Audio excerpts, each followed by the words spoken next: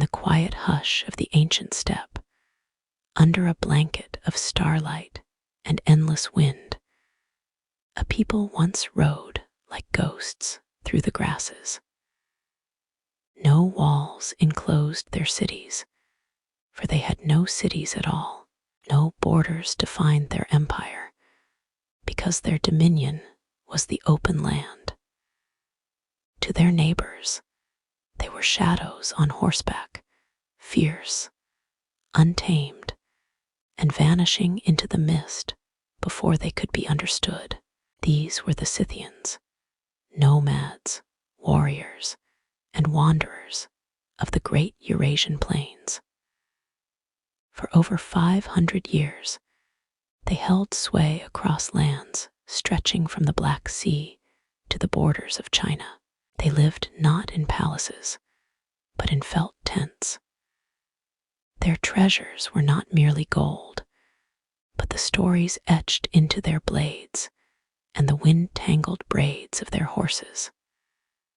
Tonight, as the world grows still around you, we'll travel together, softly, slowly, into the lost world of the Scythians. Through the quiet corridors of history, we'll trace their path across the grasslands, feel the rhythm of their galloping steeds, hear the fire crackling outside their yurts, and listen to the whispers of their shamans under the moonlight. This isn't a story of conquests and empires built from stone. It's a tale of movement, mystery, and memory. A story held together by firelight and leather, by bronze arrowheads and tattooed skin, by legends carved into the bones of the earth itself. And it's a story that waits patiently, as it always has, to be heard. Before we drift into this ancient tale, I'd love to hear from you. Where are you listening from tonight? What time is it in your part of the world? Perhaps you're tucked under a blanket with the soft glow of your screen beside you. Or maybe you're watching this while the sun rises over distant hills. Wherever you are, know that you're welcome here to relax, to breathe, and to let the past gently carry you into sleep. If this kind of storytelling soothes your mind and spirit, I invite you to subscribe, leave a comment, or simply share a moment of your night with me. Hello, my name is Sherry, and welcome to my channel. So let's begin. Soft, ambient wind sound continues in background. Occasional distant horse gallop fades in and out the wind that sweeps across the steppes tonight. Is the same wind that carried the earliest tales of the Scythians, a whispering force that has long stirred the grasslands and scattered the memories of ancient lives. If you listen closely, even now, you can almost hear them. Not voices exactly, but something deeper, a feeling, a rhythm in the soil.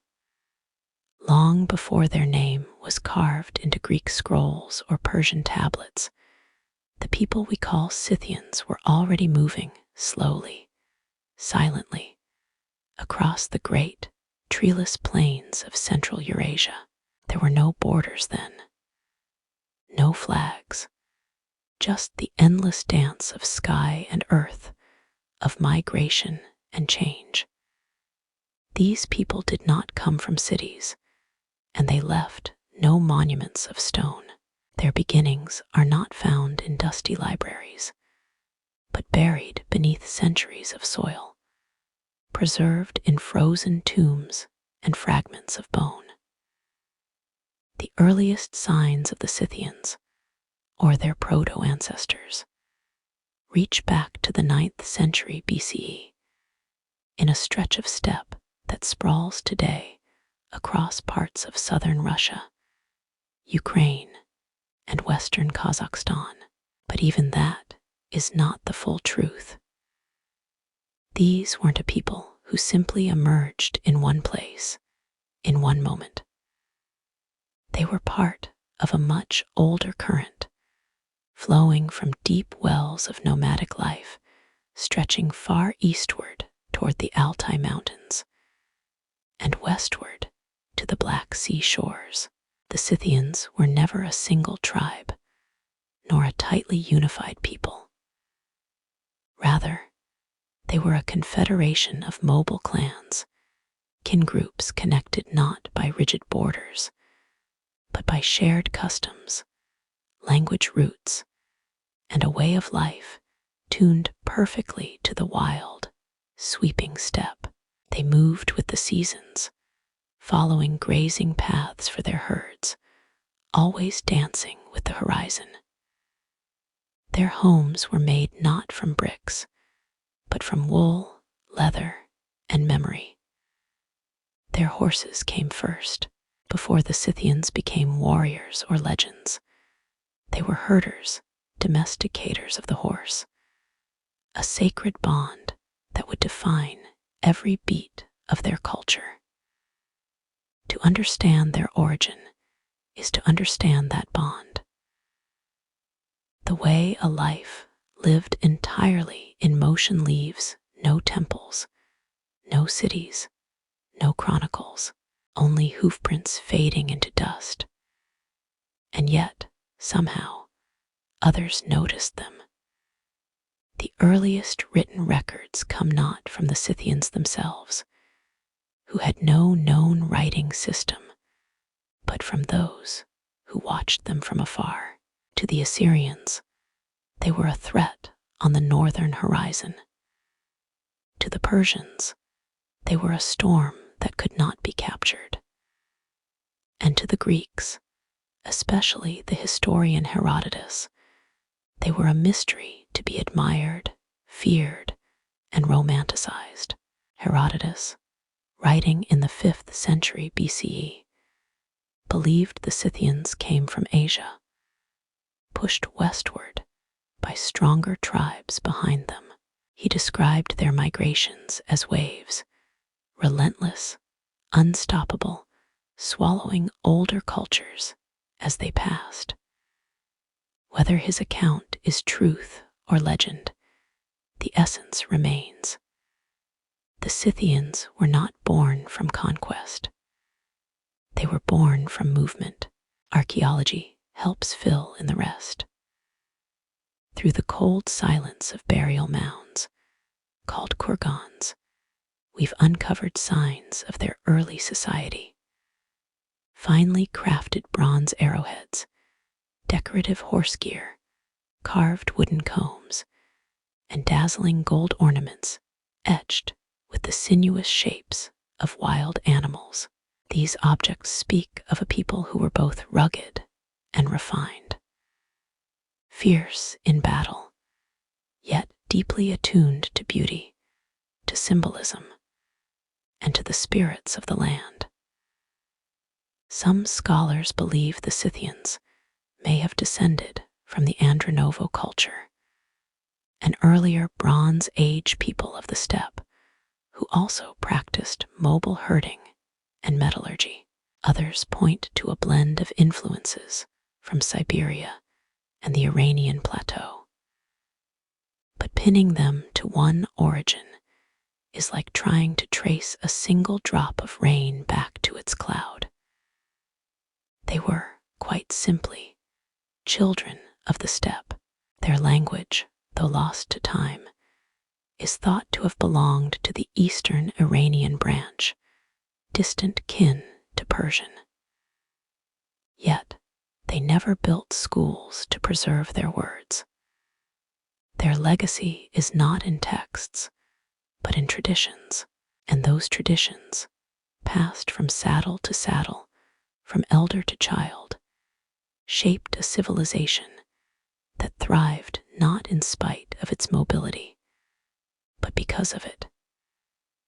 Imagine, now, the scene thousands of years ago, a wide horizon, brushed with amber dusk, herds of horses grazing in the distance, a tent of wool and hide breathing with the wind, children laughing as they chase dogs near the campfire, warriors returning from a raid, their faces marked with soot and pride. A shaman sits cross-legged, painting visions onto skin with dye made from crushed roots and ash. And above it all, the sky vast, endless, watching silently as it always has. This was not a people lost to time. This was a people who carried time with them, sewn into saddlebags, whispered in lullabies, preserved in the smoke of their cooking fires. So when we speak of the Scythians' origin, we must be gentle. We must be willing to accept that their beginning is not written in ink, but in wind and grass. In the quiet strength of a people who needed no monuments, because their monument was the land itself. And just as they emerged, quiet and strong, so too did they begin to shape the world around them. They weren't merely survivors of the steppe. They were its sovereigns, riders of the horizon, untouched by walls, bound only to the beat of hooves and the turning of the sun. But what world shaped them in return? What kind of landscape could carve such a people?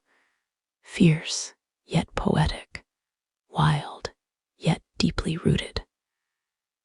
Let us ride farther into that world, into the endless grass and sky, where the story of the Scythians truly unfolds.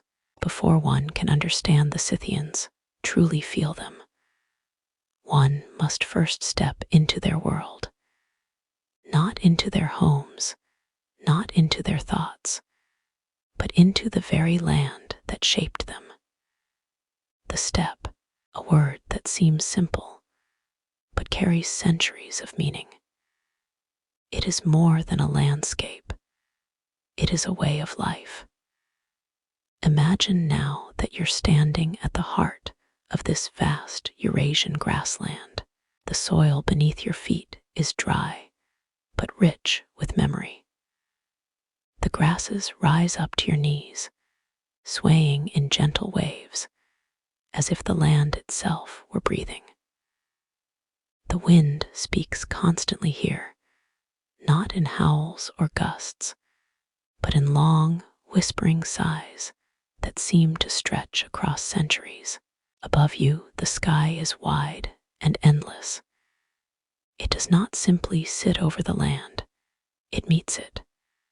There is no border, no jagged peaks or high forests to interrupt the embrace.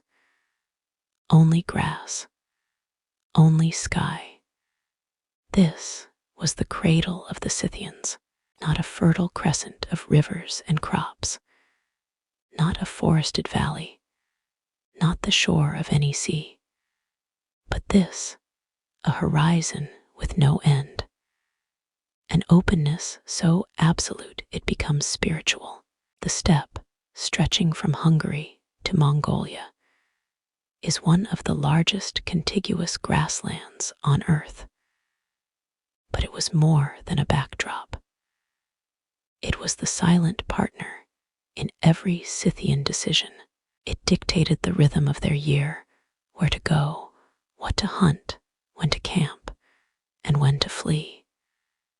It offered no shelter, yet taught resilience. No cities, but gave freedom. No borders, but made every path possible. Seasons were everything.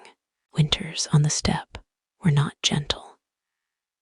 The cold would roll down from the north, sweeping over the plains like a hungry breath. Snow would fall lightly, but relentlessly, forming crusted layers that horses would dig through with their hooves to find the withered grass beneath. The Scythians had no chimneys or tiled roofs to guard them, only thick layers of felt over wooden frames, sealed tight with leather and packed earth. Inside, the yurts were warm and dim, their central hearths burning quietly as families huddled close. Spring arrived not with flowers, but with movement. The melting snow turned the plains to mud. The herds, restless from months of scarce food, began to move, and the Scythians moved with them. Wagons were loaded, horses were saddled, the land began to breathe again, and so did the people. Summer was a time of abundance. The grasses grew tall and lush. Herd animals, horses, sheep, goats, and cattle, grew strong and fat. This was the time for trade, for raiding, for marriage and celebration. The steppe was alive with color-embroidered robes, bronze mirrors catching sunlight, golden ornaments glinting as warriors rode past. And then came autumn, a quieter season. Preparations began for winter. The clans moved again, this time seeking shelter, windbreaks, and stronger grazing lands. The rhythm of migration was not random. It was an ancient pattern passed down through generations. The Scythians read the land like a book. They understood which grasses their animals preferred, where the snow melted first, where the best water flowed. They had no need for written maps.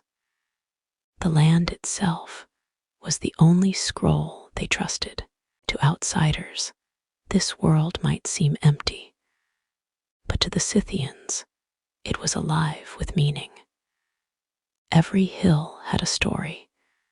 Every bend in a river held memory. There were no cathedrals, but sacred groves, no fortresses, but hidden hollows known only to the elders. The stars above served as compass, calendar, and poetry. And the wind, always the wind, carried messages far beyond the reach of any written word. In this openness, there was vulnerability.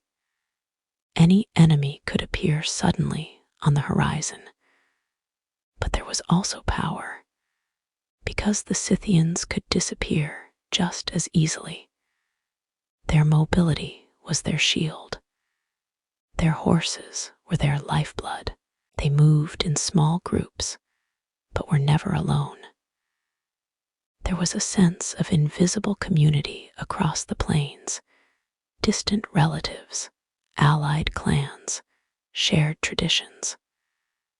When danger came, they could gather, and when peace returned, they would dissolve again into the grasses, like dew under morning sun. Even their concept of ownership was different. Land could not be possessed, only used, respected, and moved through. This fluid relationship with space made them alien to the city dwellers, who later tried to define them. Empires wanted maps.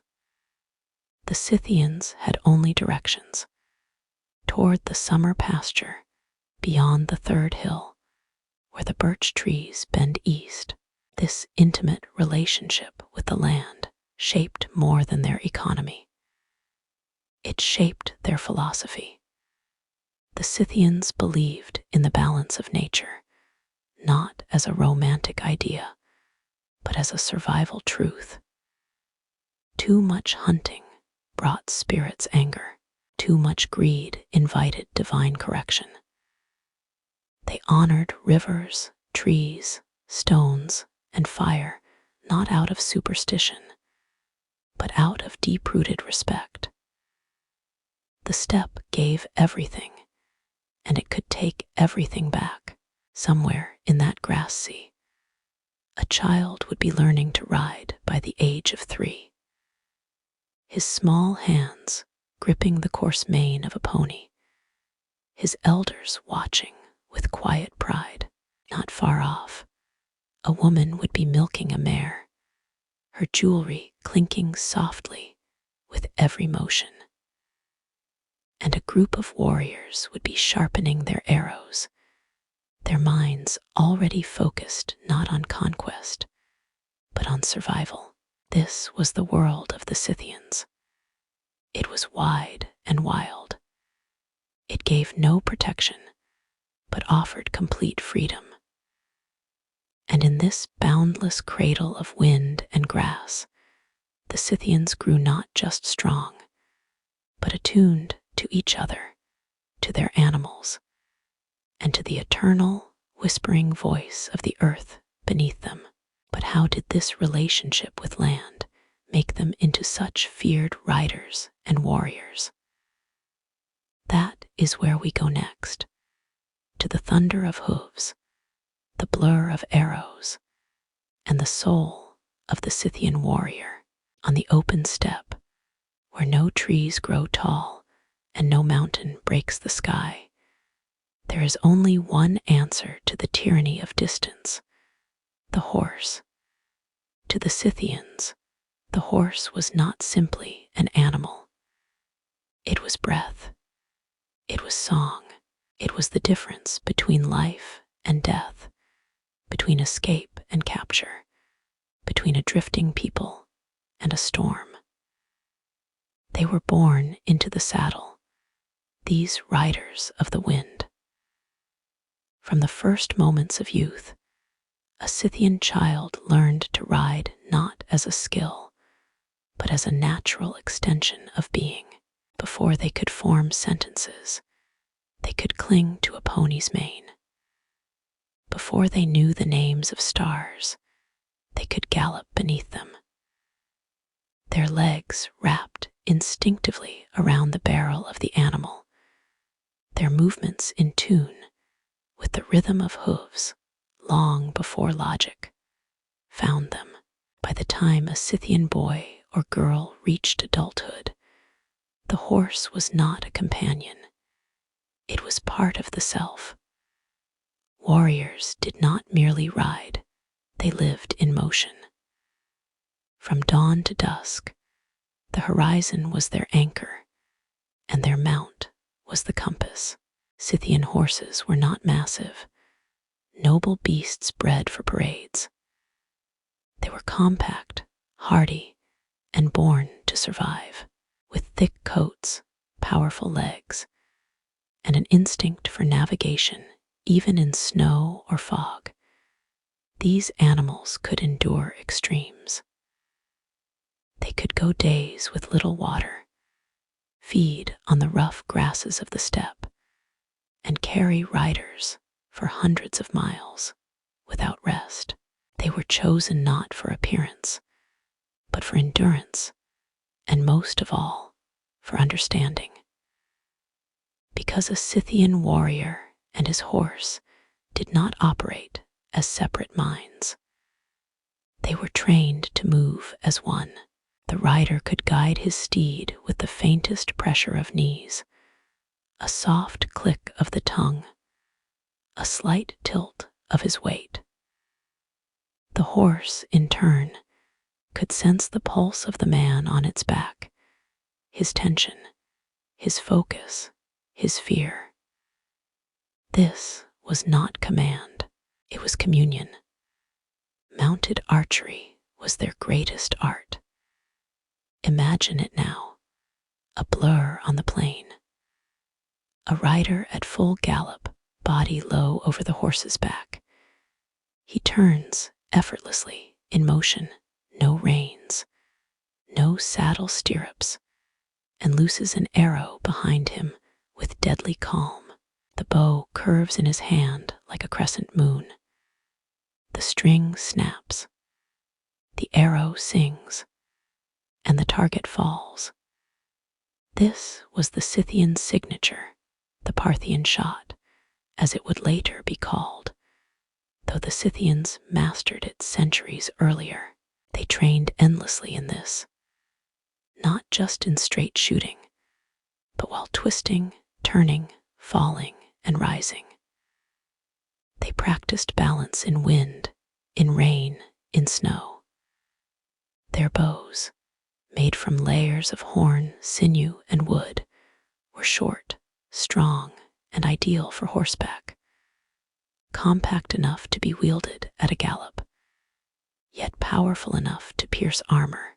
Each warrior carried multiple types of arrows, some for distance, others for armor, and even some tipped with poison, brewed from snake venom or crushed roots. And they carried these not as soldiers in formation, but as ghosts in motion, appearing where the enemy least expected, raining arrows from all angles, then vanishing like mist. To face the Scythians in battle was to fight shadows. No walls could hold them. No chariots could match them.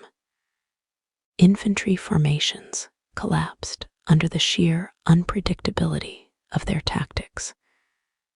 They had no need for siege towers or battlements. Theirs was a warfare of the wind. Even their armor was built for movement. Hardened leather vests, often studded with bronze plates, offered flexibility without sacrificing speed. Helmets varied, some were conical, others reinforced with iron, but all were lightweight and easily removed. Their shields, too, were often small and curved, built not to withstand long sieges, but to deflect strikes while mounted. But to view the Scythians only as warriors would be a disservice.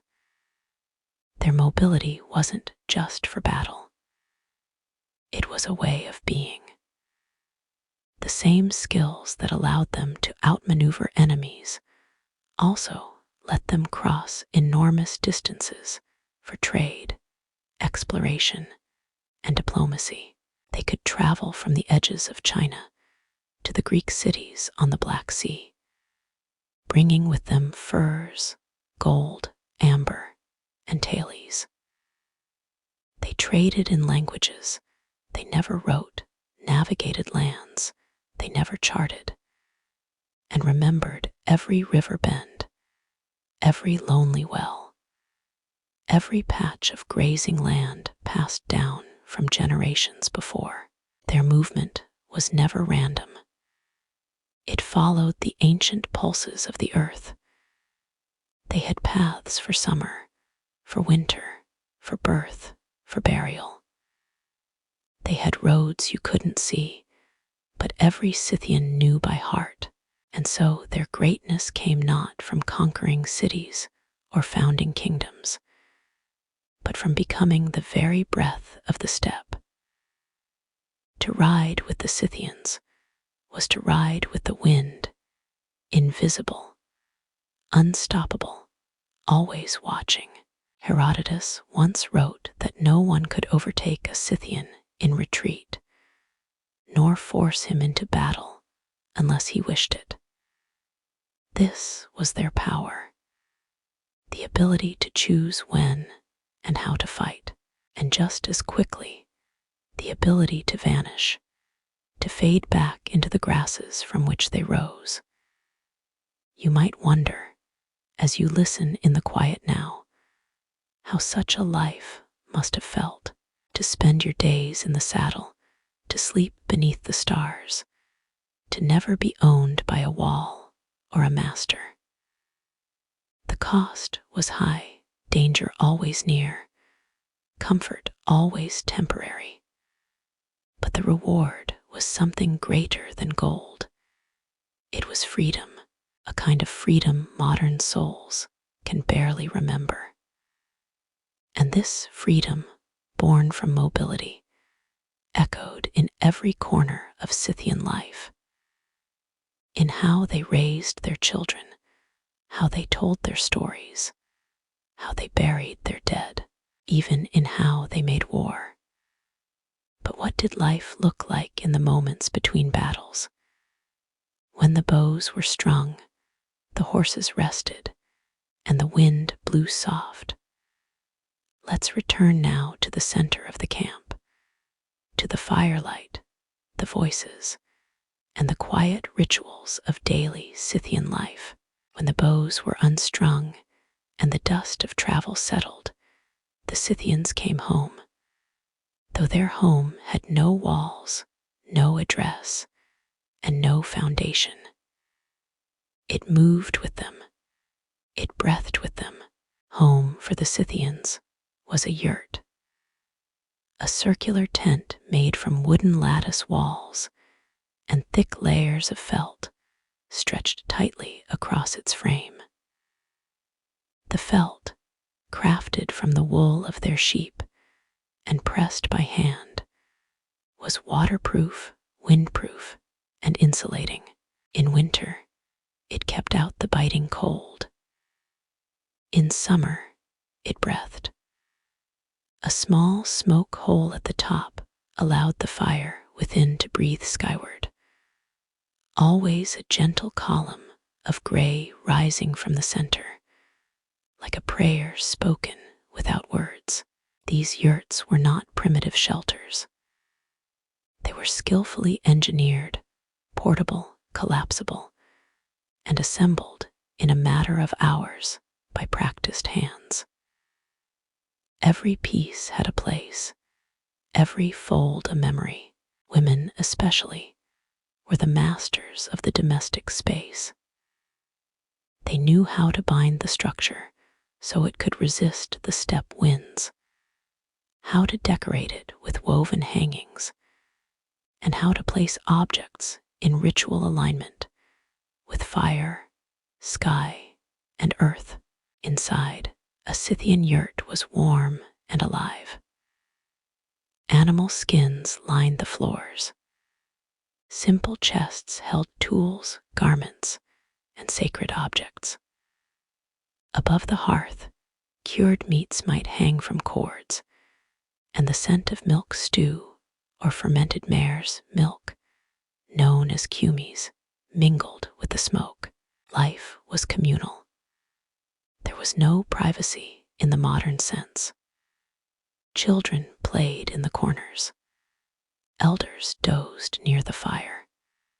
And every morning began with the same quiet rituals, tending the fire, milking the animals, and preparing the first meal as the light poured in through the eastern side of the tent. Outside, the camp formed like a wheel. Multiple yurts, arranged in loose circles, often according to kinship ties or social standing. Between them, fires burned. Dogs barked. Women spun wool or dyed textiles with plant-based pigments. Men repaired saddles or fletched arrows. Children chased one another through the tall grass, their laughter mixing with birdsong. Their world might have appeared simple, but it was deeply ordered. Every task had rhythm. Every object held purpose. And beneath the surface of this busy life, there was a quiet code of respect to ancestors, to animals, and to the land itself. The Scythians were not a kingdom in the traditional sense. They had no central ruler seated on a jeweled throne. Power moved through clans and councils, through the authority of elders, warrior leaders, and shamans. Decision-making was communal, negotiated. Disputes were settled not in courts, but through oaths, gifts, and, when necessary, ritual combat. Each clan had its totemic symbols, often animals, that marked their lineage. These were not merely decorative.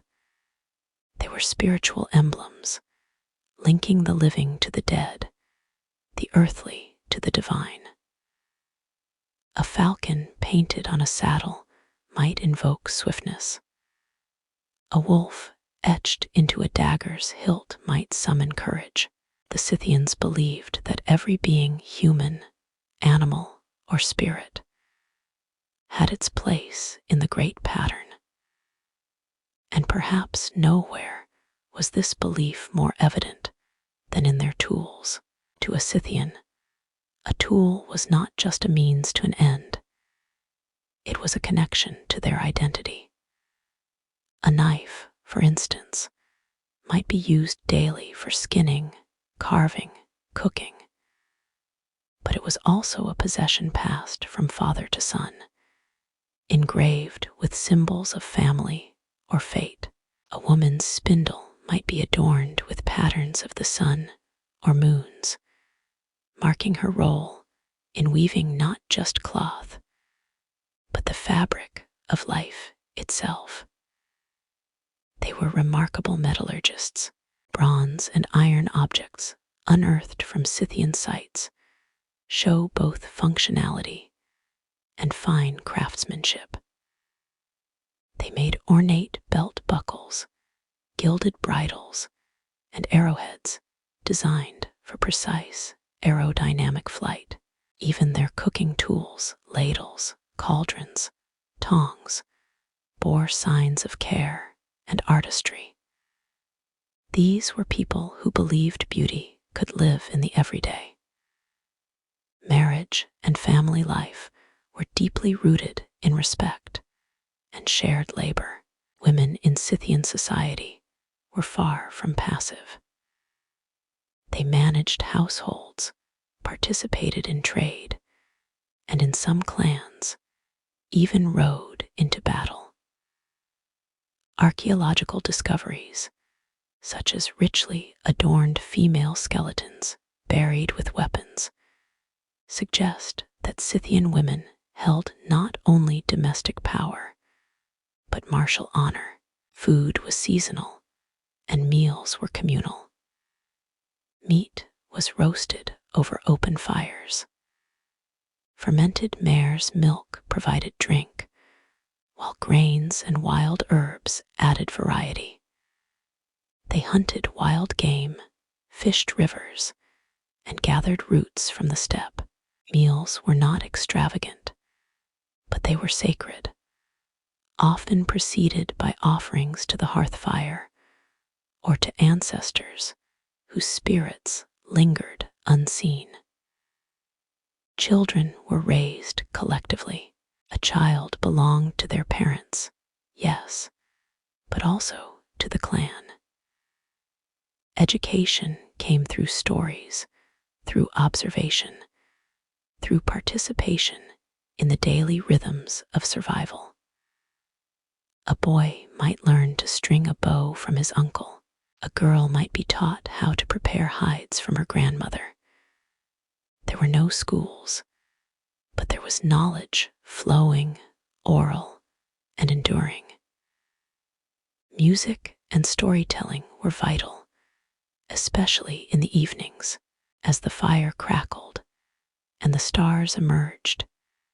Elders would recount the great tales of heroes long gone, of ancestors who spoke to animals, of spirits that danced in the wind.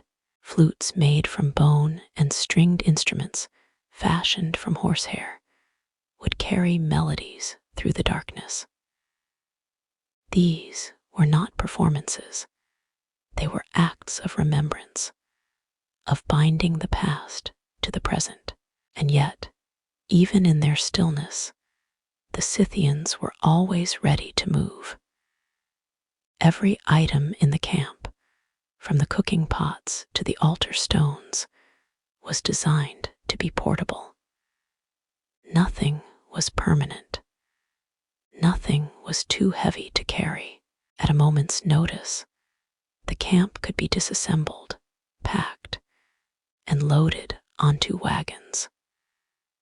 The earth would be left clean, and the people would vanish into the horizon once more. They did not mourn this transience. To the Scythians, impermanence was natural. Everything in the world moved: clouds, rivers, stars. Why should they not move too? But there was one place where stillness reigned, one place where even the most restless nomad laid down their journey and became part of the earth again. The burial mounds, the kurgans. And that is where we will ride next, into the sacred, frozen stillness of death, and what it meant to a people always in motion. To step into the world of the Scythians was to step into a world of movement and silence, but not a world of plainness. If you imagine them only as dust-covered riders in rough wool and grime, you would miss something crucial.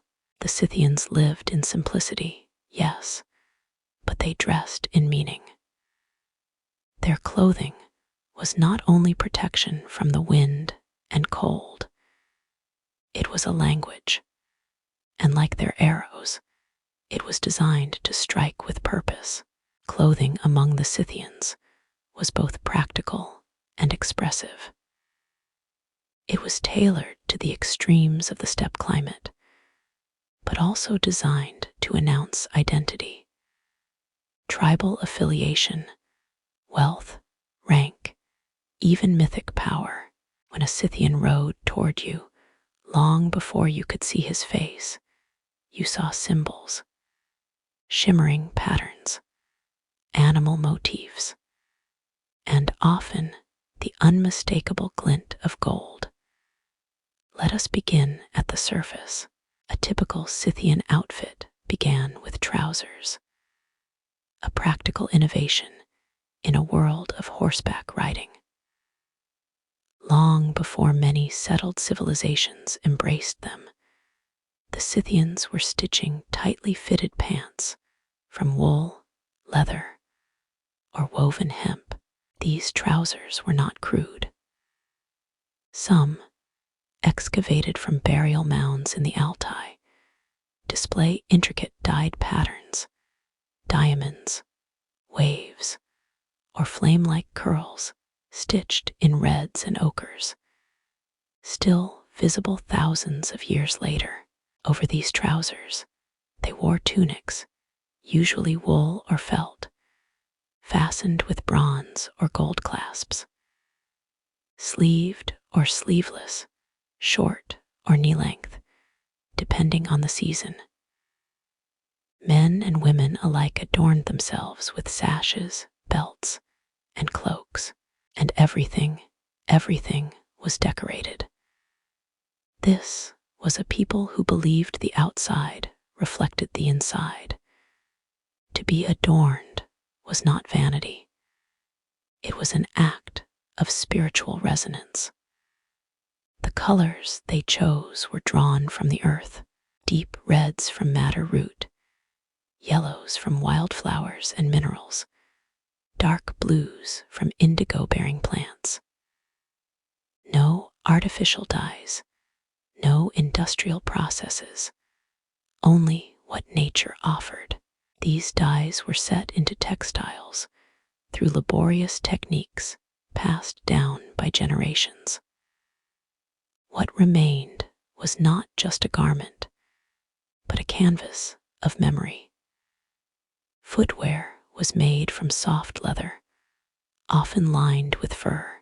Boots were flexible, perfect for the saddle, and like everything else, could be decorated with embroidery, bronze studs, or dyed in hues of ochre and charcoal. But perhaps the most striking element of Scythian attire was their jewelry and metalwork, and above all, their use of gold. Gold was not rare among the Scythians. It poured into their world through trade, conquest, and the rich earth beneath their feet. And they did not hoard it in vaults. They wore it. They wore it as earrings, bracelets, armbands, torques, belt buckles, pectorals, and clasps. Warriors went into battle not only armored, but gilded, not in gleaming polished plates, but in symbols drawn from a mythic bestiary: lions with twisted necks, eagles with spread claws, deer mid-leap, their bodies curling like flames. Each creature had meaning, not just artistic value, but sacred energy. A coiled panther might guard against death. A stylized stag might invoke speed and nobility. These motifs formed the basis of what we now call the Scythian animal style, an artistic language of dynamic, interlocking beasts, often shown in combat or transformation. They were more than decoration. They were stories worn on the skin. Some of the most breathtaking examples were found in burial mounds, like the famed pectoral from Tavsta, unearthed in Ukraine, weighing over 2 pounds of pure gold. It depicts animals in complex scenes: horses suckling foals, griffins locked in battle, vines curling through the limbs of deer. Not a single image is static. Everything lives. Even their armor echoed this philosophy. Elite warriors wore scale armor made of overlapping metal plates, sometimes bronze, sometimes iron, sometimes even gilded. The scales moved with the body, offering both protection and grace. Helmets were often conical, adorned with crests or animal imagery. Shields, too, could be ornate wooden cores wrapped in leather or metal, decorated with bossed studs or hammered reliefs. And tattoos. Yes, the Scythians carried their stories on their skin as well. Mummified remains discovered in the permafrost of the Altai reveal bodies covered in intricate tattoos: deer, horses, birds, abstract swirls. These tattoos, done with soot and needles, were not random markings. They marked passage. They signaled power. They connected the body to the spirit world, ensuring the soul could be recognized by the ancestors after death. To the Scythians, how one dressed and how one was buried were intimately linked. A chieftain might be interred in full regalia, armor polished, sword wrapped in cloth, ornaments laid across his chest, horses sacrificed and positioned to guard his tomb. His clothing was not for vanity in death. It was for travel, a passage into the afterlife where one needed to be recognized by those who came before. Even in moments of peace, in the soft, domestic scenes of daily life, the Scythians wore their culture. A woman tending a fire might wear a simple wool tunic, but on her ears would hang gold crescents. A child learning to ride might wear a sash stitched with his clan's symbols. A grandmother telling stories at dusk would brush the hem of her robe, where tiny embroidery told of sky spirits and storms.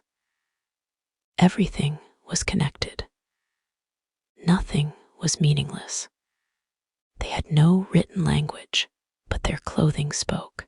It told stories of lineage, dreams, courage, and connection. The very act of weaving a pattern, of casting a pendant, of threading beads onto sinew, these were acts of memory. They dressed not for fashion. They dressed to be remembered. And when the Scythians rode into battle, gilded, animal-cloaked, hair braided with thread, skin inked with beasts, They were more than warriors. They were symbols riding into flesh and blood form. But what gods did they ride for? What spirits did they call upon as they prepared for life, for death, for war?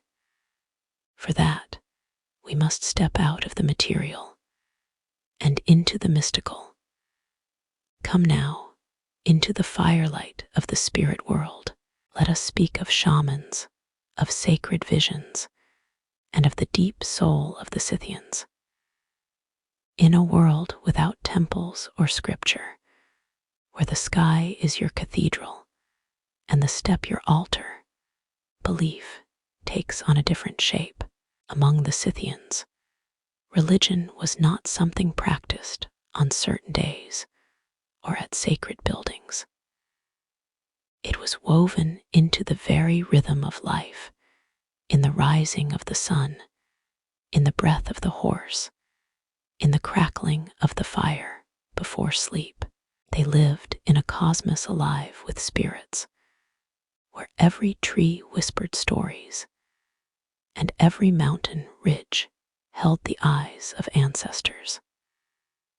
To understand their spirituality, we must first understand their silence. The Scythians left us no written prayers, no myths etched in stone, no pantheon codified by scribes.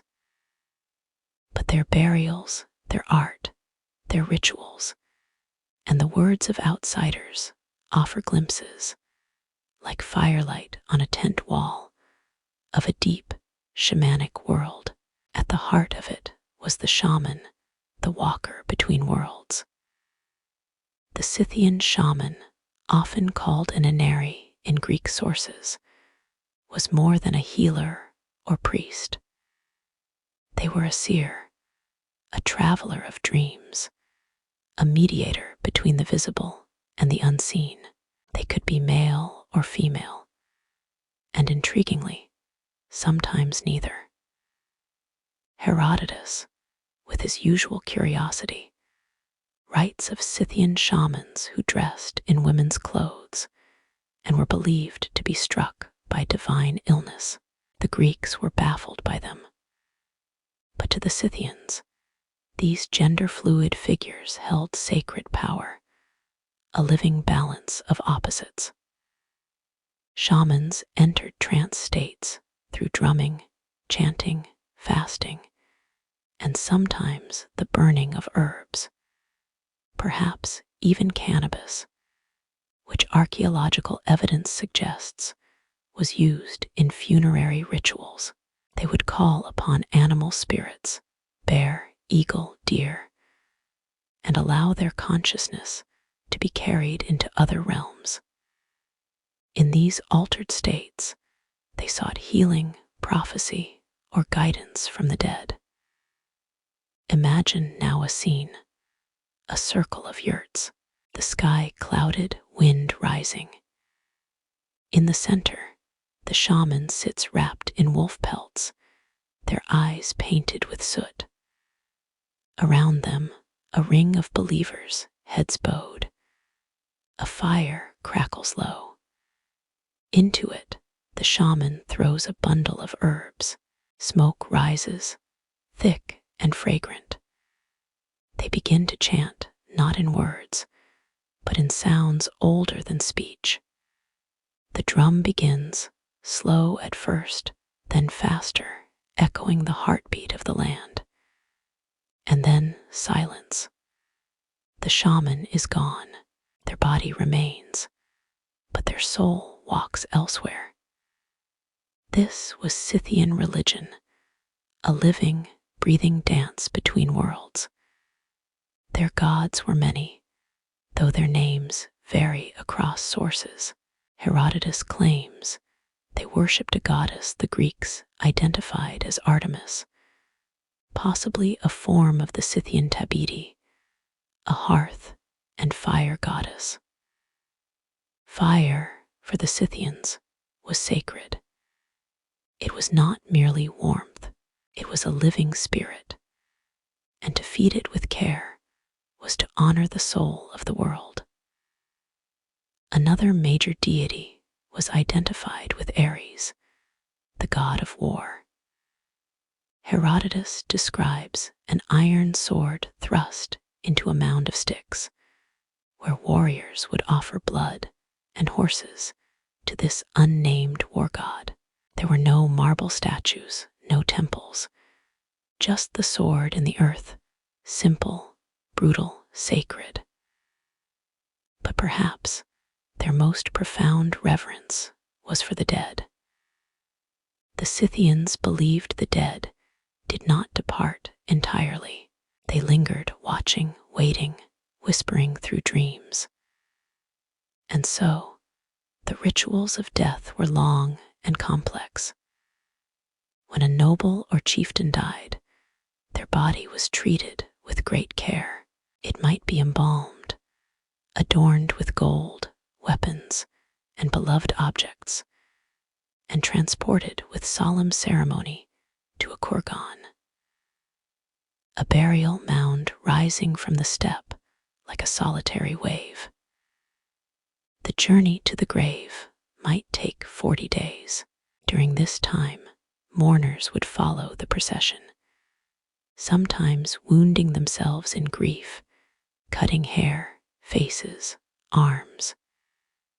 This was not grotesque, but devotional, a way of offering part of the self to guide the soul on its path. In the great burial mounds, they did not bury the dead alone.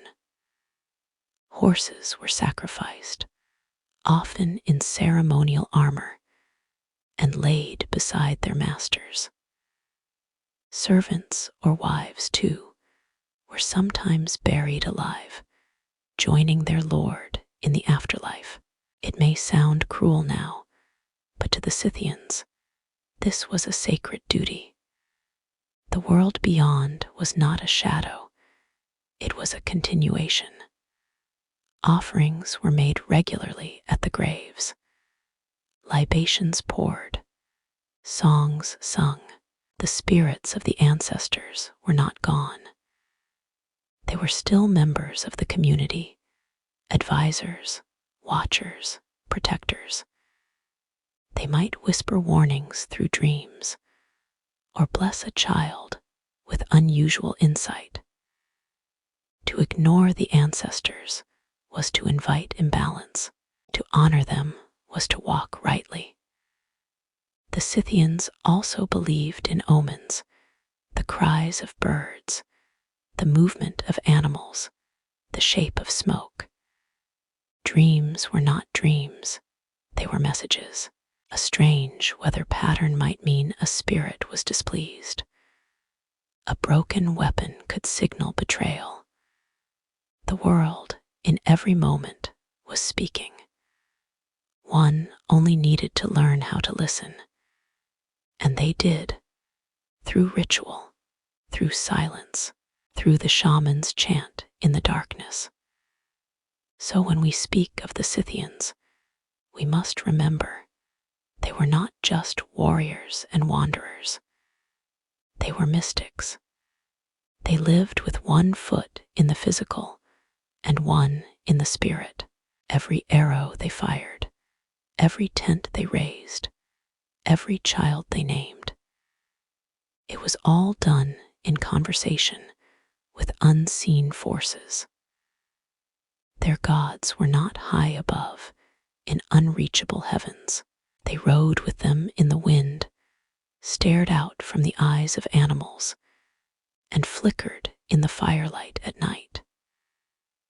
And so, it is no surprise that their dead were not forgotten, but enshrined. The kurgans still rise on the steppe, lonely, grass-covered, shaped by time, but within them, stories sleep in gold and bone. It is into these burial mounds, these ancient hills of silence, that we go next. Let us descend into the deep earth and discover what remains of the Scythians and what they never meant to leave behind. Across the vast, rolling plains of Eurasia, From the high Altai mountains to the steppes of Ukraine, there rise gentle hills that don't quite belong, perfectly rounded, sometimes solitary, sometimes gathered like the sleeping backs of beasts. These are the Kurgan's burial mounds, the earthbound guardians of a vanished world. To the untrained eye, they are simple hills, but to those who know, they are gates built with purpose, infused with meaning, and sealed with sorrow. The Scythians were not unique in building kurgans. Other steppe peoples did as well, but theirs hold a certain majesty, a breath of mystery. They were not simply graves. They were monuments to the eternal journey, shrines to lineage, power, and passage. Let me take you to one. It is dawn on the steppe. The light is pale. You walk beside a procession. Ahead, draped in silks and furs, is the body of a chieftain, a warrior once feared, now silent. Behind him, his wives, warriors, horses. The mourners wear red not for blood, but for the sun. The journey to his burial site may have taken weeks. Along the way, rites are performed, chants rise in the wind, fires lit each night to guide the soul. At last, they arrive at a prepared mound. Dug deep into the earth is a timber chamber, almost like a wooden house, complete with rooms, beams, and sometimes even a bed. Into this house, the chieftain is lowered, surrounded by his most prized possessions: weapons, gold jewelry, ornate belts, goblets, embroidered fabrics. Everything he will need in the next life. But he will not go alone. In some burials, archaeologists have found the remains of dozens, servants, horses, companions, laid carefully around their lord. These were not random sacrifices. Each was chosen. Each followed willingly, or with solemn ritual. In death, as in life, a Scythian leader did not ride alone. Then the chamber is closed. The mound is raised, sometimes with layers of earth, stones, and logs, rising 20, 30, even 60 feet into the sky. From miles away, it will be visible. A mark on the horizon, a reminder, and time moves on. The wind sweeps the steppe. Grass grows, empires rise and fall, and beneath the soil, untouched by centuries, the kings of the steppe sleep on until we find them. In the 20th century, archaeologists began to unlock the secrets of the kurgans. Many had been looted over centuries, but some remained hidden, their contents sealed in permafrost, perfectly preserved by the icy embrace of the Altai Mountains. One of the most remarkable discoveries came in 1949 at a site known as Pazyryk in Siberia. What lay beneath stunned the world. There, in a massive burial mound, was a wooden chamber filled with artifacts untouched since the 5th century BCE. The frozen body of a Scythian nobleman lay within, heavily tattooed, clothed in felt garments, surrounded by gold, weapons, and delicately woven carpets. Even the food buried with him was intact: grains, meat, fermented drinks. Time had paused. Nearby, the body of a woman, later dubbed the Ice Maiden, was discovered in 1993. Her body was so well preserved that the intricate tattoos on her arm, depicting mythic creatures in motion, were still vivid. Her outfit, a high felt headdress, a silk shirt, boots stitched with colored thread, told of a high-ranking priestess or shamaness. But it was not only what they wore, it was how they were remembered. The tombs spoke of a society that revered its leaders not just in life, but far beyond. They built for them homes beneath the ground, fed them, honored them, wept for them. The mounds themselves became sacred places, often revisited for rituals, prayers, or even new burials. In some cases, new generations were laid beside the old, creating dynastic tombs spanning centuries. The Scythians believed that death was not an end. It was a journey across the Black River, through the land of spirits, into the next cycle. And in that realm, one needed not only food and drink, but symbols, gold, tattoos, armor, animals, to be recognized by the great ancestors beyond. Some believe that the layout of the tombs mirrored the cosmos, the wooden beams as the four directions, the entrance aligned with celestial points. Every object buried had purpose. Every item told a story.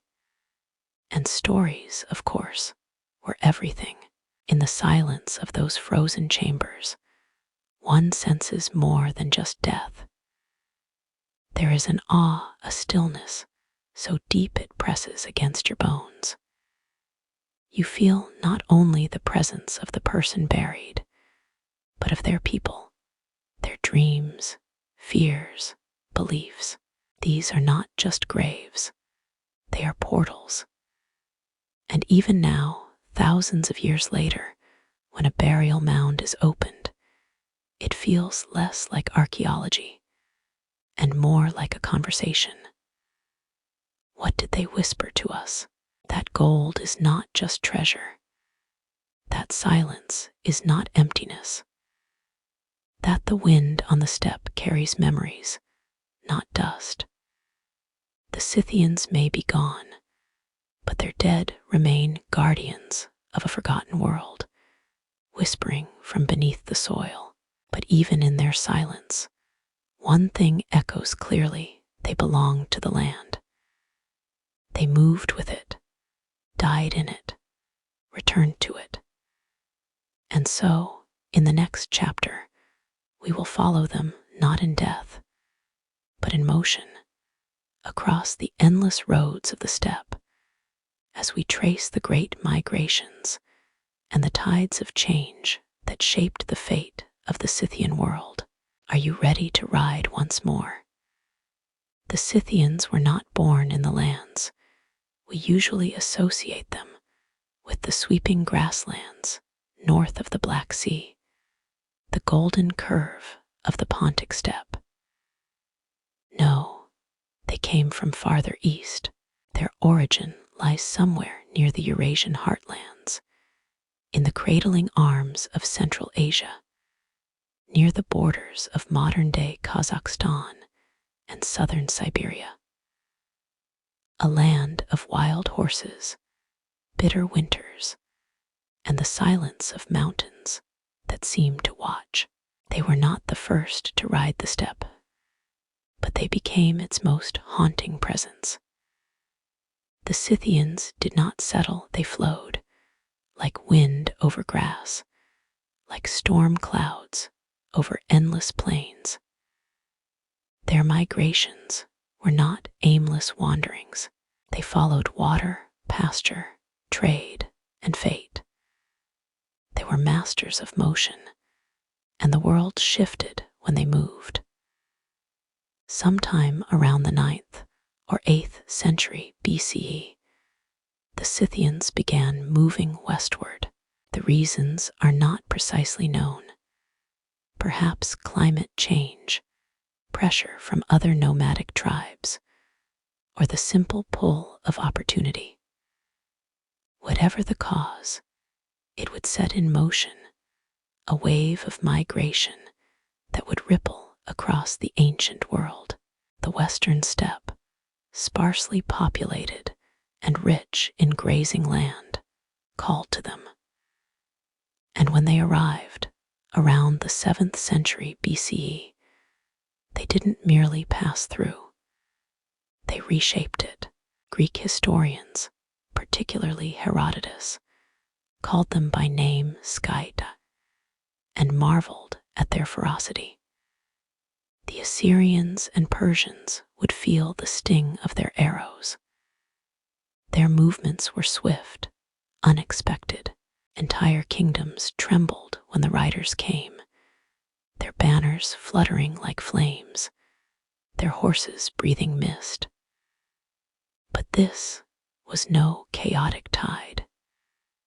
The Scythians had purpose, and with it, they built something rare among nomads, a world that moved, yet endured. They established a network of seasonal camps, trade routes, and power centers. Along the Dnieper, the Don, and the vast sea-like steppes of Ukraine and southern Russia, they created what historians now call the Scythian kingdom. Though it had no palaces, no capitals in stone, it was a kingdom of movement, of reputation and blood. Its borders were drawn not in maps, but in the memories of allies and the fear of enemies. They did not build cities, but they visited them, especially the Greek colonies along the Black Sea.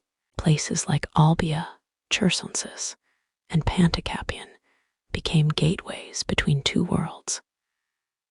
The Greeks, settled and seafaring, saw in the Scythians both opportunity and terror. They traded grain, slaves, and gold, but they also told tales of wild horsemen, of warriors who drank the blood of the fallen, of people without homes, but with the sky itself for a roof. Yet beneath these myths, something more complex stirred. The Scythians did not remain distant. Over time, they adopted certain customs from the Greeks. They wore imported fabrics, traded for pottery, and some even inscribed dedications in Greek.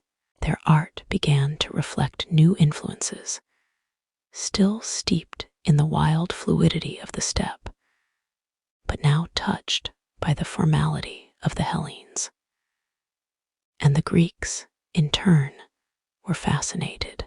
They depicted Scythians in their dramas, poetry, and painted pottery, always as exotic, untamed, yet strangely noble. But motion was in their bones, and so their story did not remain anchored in the Black Sea. Some groups moved further west, reaching as far as Hungary, the Carpathians, and even whispering into the heart of Europe. Others, pressed by new tribes, the Sarmatians, who would one day take their place, shifted back east, retracing ancient paths toward the Altai and beyond. Even Persia, the great empire of Darius the Great, felt their presence. In one of his campaigns, around 513 BCE, Darius crossed the Danube with a massive army to pursue the elusive Scythians into the steppe, but he found no battlefield, only a ghost war. The Scythians retreated slowly, destroying pastures, poisoning wells, vanishing into grassland. Darius, dragged deeper and deeper into unfamiliar territory, grew weary. The Scythians sent him a message: a bird, a mouse, a frog, and 5 arrows. The meaning was clear to those who understood. We are the land. We vanish and return. If you do not leave, you will disappear like we do. And so Darius turned back, defeated not by force, but by absence. This was the power of the Scythians. Not cities or walls, not legions, but movement, the freedom to vanish, the strength to return, the patience to wait a century for vengeance. In the centuries that followed, their influence expanded and contracted like breath. They gave rise to daughter cultures, the Saka to the east, the Dahi, the Massageti, each carrying elements of Scythian language, art, and warfare. In time, even the mighty Parthians, who would one day challenge Rome itself, drew from the Scythian well. Their horse archers, their tactics, their ethos, all bore traces of those who had come before, galloping into legend with bows strung and silence in their wake. But no power rides forever. By the 3rd century BCE, the Scythian heartland around the Black Sea had begun to fade. New powers rose, new migrations stirred, and yet the Scythians never entirely vanished. Some retreated eastward, becoming part of the Scytho-Siberian cultures. Others settled in the Crimea, maintaining small kingdoms for generations more. Their echoes would linger in the tailies of the Alans, the Sarmatians, even the Huns and Turks. And though the Scythian name would disappear from maps, it would never vanish from memory. Because the steppe remembers. It remembers the feel of hooves, thundering like storms. It remembers the whistling song of arrows.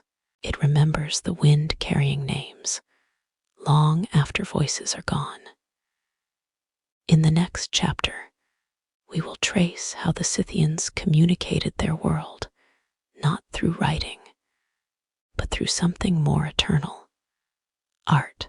Prepare to step into a world of gold, bone, and myth, as we explore the astonishing animal style that told the story of a people without a written word, yet never silent.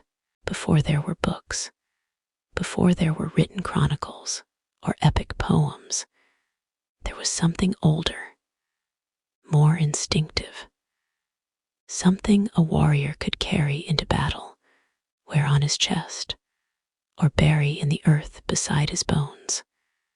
That something was art. The Scythians, though they left us no written language, spoke volumes through their ornamentation.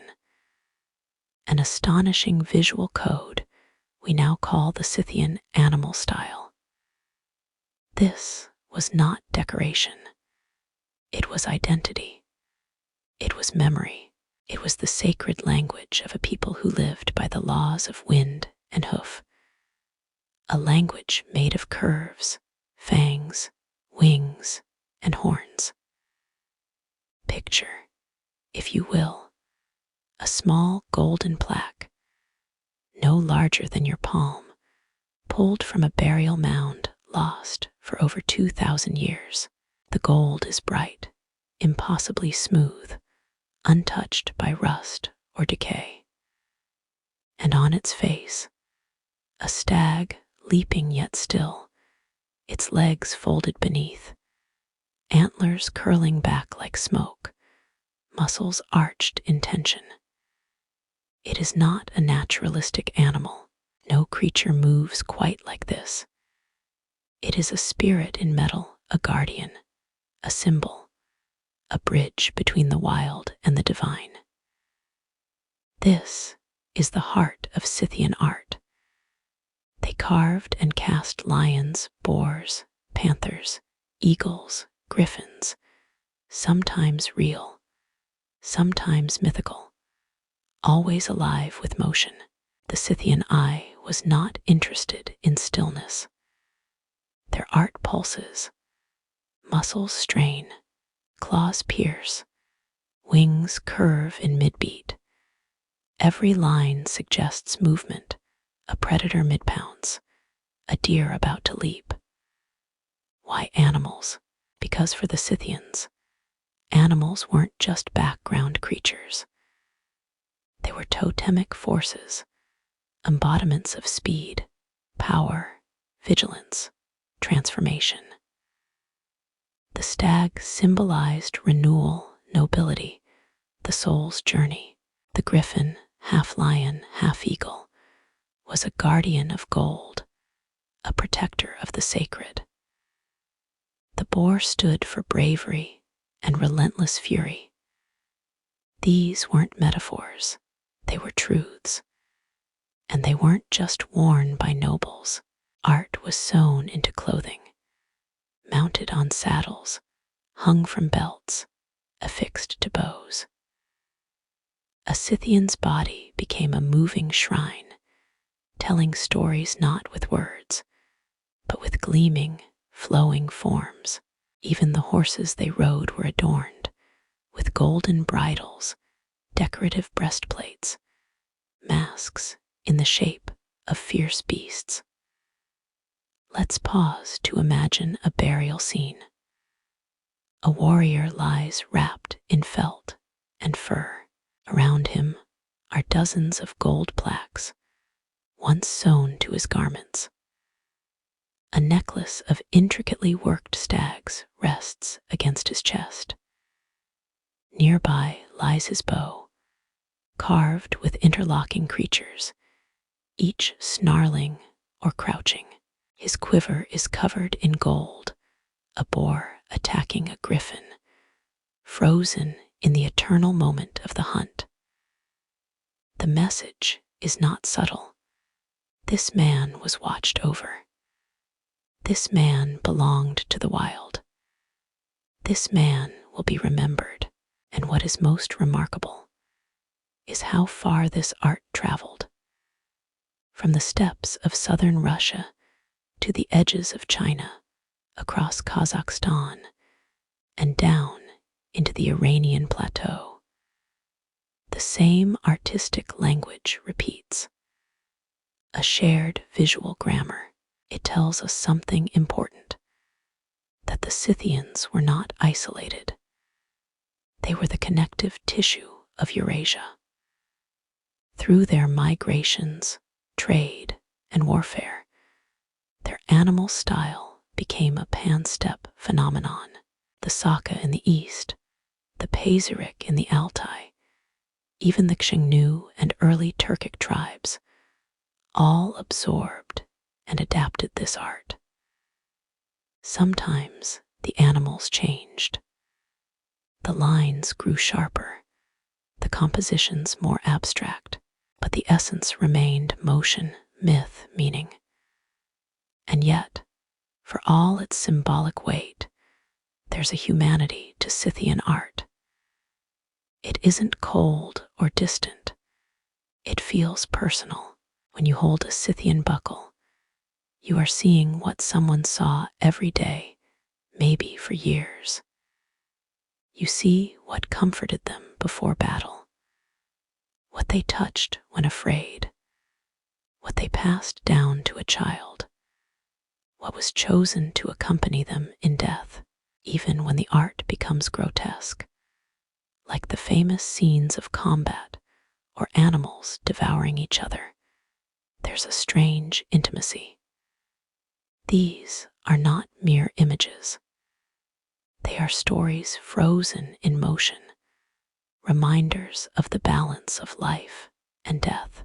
Some scholars even believe the art served as a kind of visual mythology, telling stories that were spoken around fires, never written, but remembered through shape and shine. And what of the craftsmen? Though the Scythians were nomads, they weren't without artistry. Certain elite camps may have had dedicated artisans, goldsmiths who traveled with the nobility, working from portable workshops, crafting with techniques rivaling any sedentary empire. Other items may have been commissioned from Greek or Persian artisans, requested in the Scythian style, proof of cultural exchange and the respect Scythian visual culture commanded. In some ways, it is ironic the Scythians left no books, no cities, no libraries or scrolls, and yet their art endures bright, expressive, defiant of time. And when you see it, truly see it, you feel the presence of the people who wore it, not just their hands, but their spirit. You understand that they saw the world not as fixed and silent, but as alive, shape-shifting, full of powers, both fierce and sacred. Art was their memory, their prophecy, their language, and when the light strikes the gold just right, it speaks again. In the next section, we'll leave behind the shimmer of metal and descend into something darker, something whispered about by Herodotus and etched into legend, the Scythian rituals of blood, divination, and communion with the dead. A world where warriors drank from skulls, seers read omens in fire and bone, and the line between life and death was never quite clear. Are you ready to enter the sacred shadows? To understand the Scythians is to understand more than just their wars or their migrations. It is to sit beside their fires, to breathe in the smoke of their rituals, to glimpse the invisible world that guided their blades, their migrations, their every step. Because for the Scythians, life was not simply lived. It was woven through with signs, omens, and the unseen hands of spirits, both benevolent and cruel. They were a people who walked in two worlds, the visible, physical world of horses and storms, and the invisible one, inhabited by gods, ancestors, and beasts of spirit. These realms were not separate, but interwoven, just as breath belongs to both voice and silence. Let us begin with their most sacred tool, fire. In Scythian cosmology, fire was not merely warmth, it was a living being. Fire could purify, punish, speak, and guide. In rituals described by Herodotus and echoed by archaeology, Scythians offered up libations of milk, blood, and sometimes wine, poured into the flames to speak directly to the divine. The crackle, the smoke, the way the fire leaned in the wind, all were signs. And then there was divination.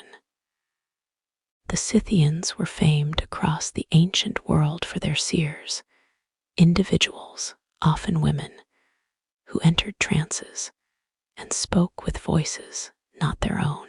Some may have used hemp smoke as a gateway. As Herodotus wrote, no Greek vapor bath surpasses it.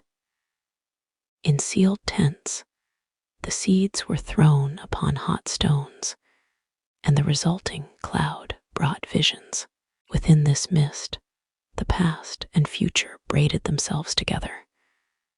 And yet, the Scythians did not seek prophecy lightly. Divination was a serious and often fearful act. It was not used for idle curiosity, but for matters of war, betrayal, and death. If a noble suspected treachery, a seer was called. If a plague swept the land, or the horses died, they sought the cause not in the soil, but in the will of the gods. In one account, a seer would cut rods of willow, cast them upon the earth, and interpret the pattern they formed. Others might read the smoke, or the twitching of a sacrificed animal's limbs, or the way blood flowed from a wound. The signs were everywhere in the sky, in the grass, in the fire's whisper. But not all rituals were calm or gentle. Some were fierce, edged in the power of death. To the Scythians, death was not an end, it was a passage. And the dead required honor. More than that, they required company. When a Scythian king or high noble died, the rites were long and harrowing. His body, embalmed in wax and herbs, was carried across the land to remind each tribe of their loyalty. Then came the human sacrifices, often of servants, warriors, even horses, slain to accompany him into the next world. Their bones have been found in the great burial mounds, or kurgans, curled like sleepers at the side of the king. In some cases, 50 horses, each with golden bridles and stitched-in ornaments, were buried in perfect formation, a cavalry of the dead. But perhaps the most striking and troubling of all rituals involved the skull. The Scythians were known to take the skulls of slain enemies and use them as drinking cups.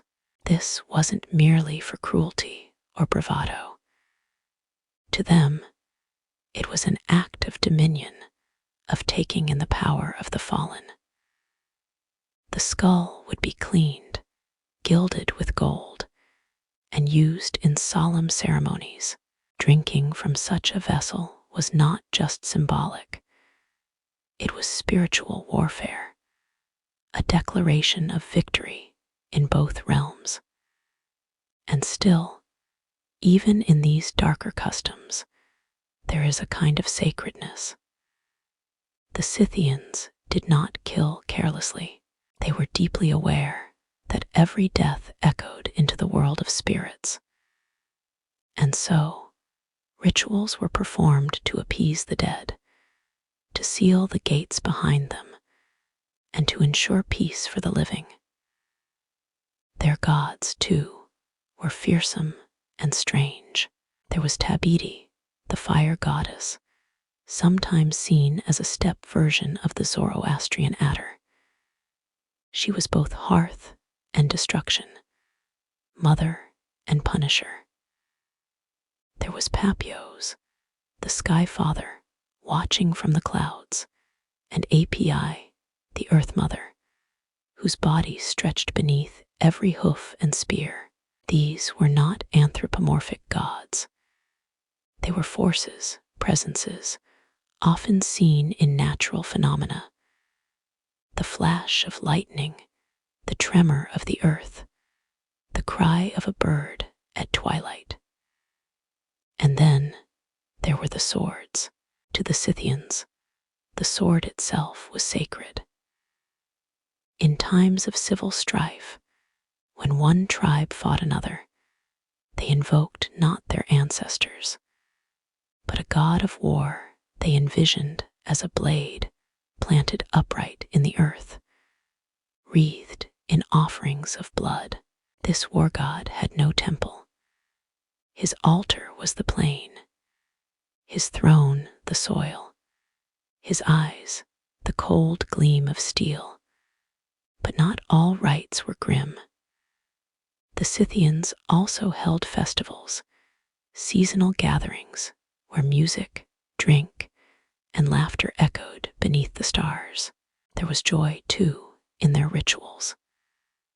They painted their bodies, sang of old heroes, and danced beside sacred fires. In their way, they honored life even as they revered death. What survives of their sacred life survives in bones, in ashes, in the soil. But through the careful hands of archaeologists and the echoes of ancient chroniclers, we can still glimpse the sacred pulse of their world. We can still see the flickering fire, hear the chant in a language no longer spoken, feel the goosebumps rise when the seer gasps mid-vision, and understand that to the Scythians, the steppe was not empty, it was alive. And in the next section, we descend further into the great burial mounds, the kurgans, that rise like sleeping giants across the land. Within them lie secrets untouched by time, frozen nobles, preserved tattoos, treasures of gold, and the stories of lives now silent. Are you ready to open the earth? Across the vast steppe, from the Black Sea to the Altai Mountains, strange hills dot the horizon. Not natural hills, not the work of river or wind. These are kurgans, man-made burial mounds, the tombs of the Scythian elite. They rise like sleeping giants. Some are modest, barely taller than a man. Others are massive, like small pyramids, 30 feet high, carefully constructed with stone, wood, earth, and intent. Beneath them lie chambers, sanctuaries of the dead, sealed off from light, sound, and time. And within them, astonishing stories have been preserved. These are not just graves. These are kingdoms beneath the earth, homes for the afterlife, built with reverence, craftsmanship, and an eye for eternity. Let us enter one now. The torchlight flickers along wooden beams. The smell of pine and resin still lingers, preserved in the frozen tombs of the Altai. You step down into the chamber. The air is dry, unmoving. And then, in the quiet, you see it, a body, perfectly preserved, resting in furs, adorned in gold. This is the world of the Pazyryk burials, among the most extraordinary archaeological discoveries of the 20th century. Found high in the Altai Mountains of southern Siberia, these tombs were frozen shortly after burial. Permafrost turned them into time capsules. And when they were opened, they gave us something no historian ever expected: a direct window into the Scythian world. There, lying in a wooden coffin, was a man, possibly a chief or noble, wrapped in felt and wool, surrounded by his weapons, his gear, and most famously, his tattoos. Yes, tattoos. Incredibly intricate, swirling designs of animals, beasts, and hybrid creatures, inked in deep black and blue, climbing across the arms, chest, shoulders. One creature, a panther-like beast, with the antlers of a stag and a curling feline tail, looks almost alive. It is the oldest tattooed human skin ever discovered. These weren't decorative flourishes. These were marks of identity, protection, spirit. They told the story of who he was, what he believed, and where he belonged in a world both physical and divine. And he was not alone. Around him were horses, mummified with astonishing care. Each horse had its own bridle, saddle, ornaments, and hairstyle. Some with decorative felts, others with carved antler horns attached to the forehead, turning them into mythical beasts even in death. Their placement was no accident. These animals would carry him into the afterlife. The Scythians believed that death was not an ending, but a departure, and one must be properly prepared. Other tombs contained chariots, clothing, tools, even cosmetics. One woman, possibly a priestess, was found with a carved mirror and a pouch of face pigment. Another was buried with cannabis seeds and a burner, perhaps to guide her spirit into trance, even in death. And then there was gold. So much gold. Golden plaques, belts, earrings, pectorals, often in the signature Scythian animal style, curling with life and motion. One burial uncovered a golden comb, not just functional, but a miniature sculpture, showing warriors in battle frozen mid-swing. Another held a torque, a golden neck ring so heavy it would strain the collarbones. But this was not wealth for display.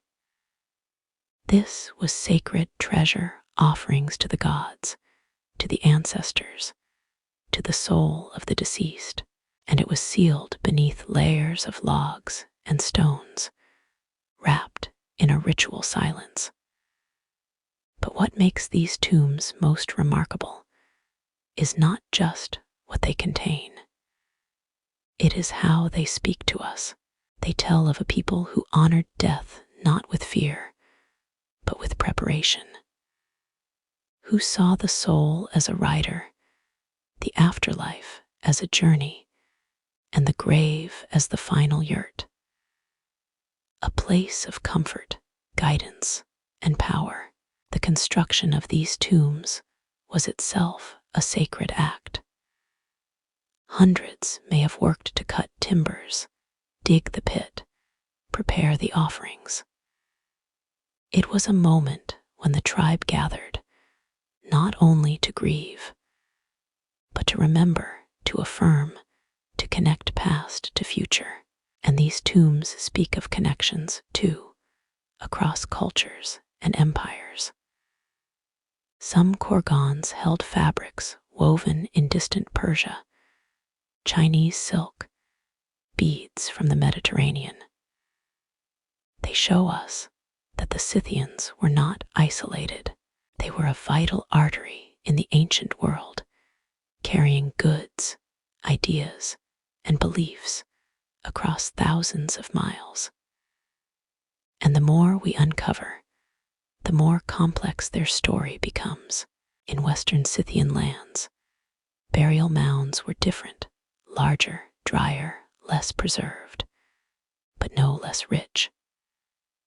At Chertomlik, a mound in Ukraine, archaeologists found a princely warrior buried with his horse, surrounded by over 600 golden items, plaques, bracelets, armor fittings, even a golden sheath for his sword.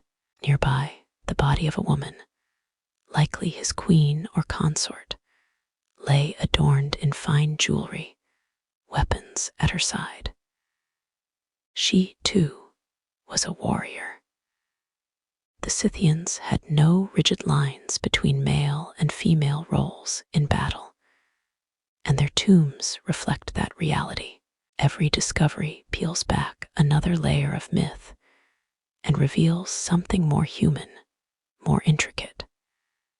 And yet, much remains hidden.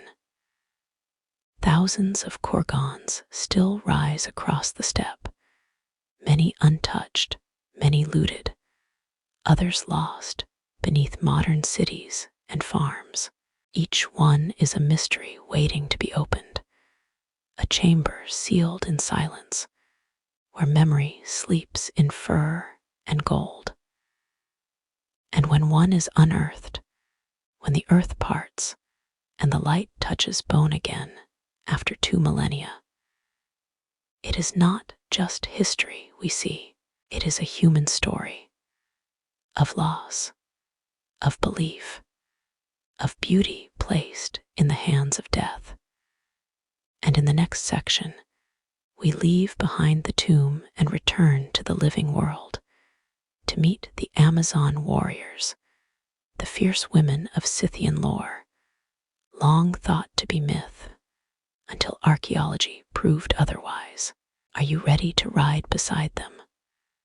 For centuries, Greek historians spoke of the Amazons, fierce warrior women who rode without fear, hunted like men, and fought as equals beside them. Their stories were embroidered into Greek myths, tangled in half-belief. Herodotus, the father of history himself, claimed they fought the Greeks at the Thermodon River, and after defeat, journeyed into the wild northern lands, where they met and merged with the Scythians. To many, the Amazons were fantasy, like centaurs or sirens. But then the graves were opened, and the myth bled into fact.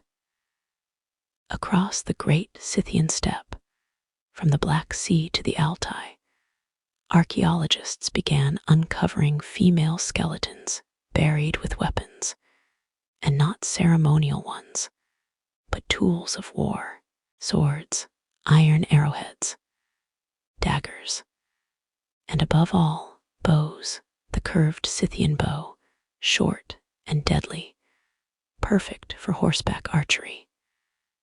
These women were not princesses placed beside their warrior husbands.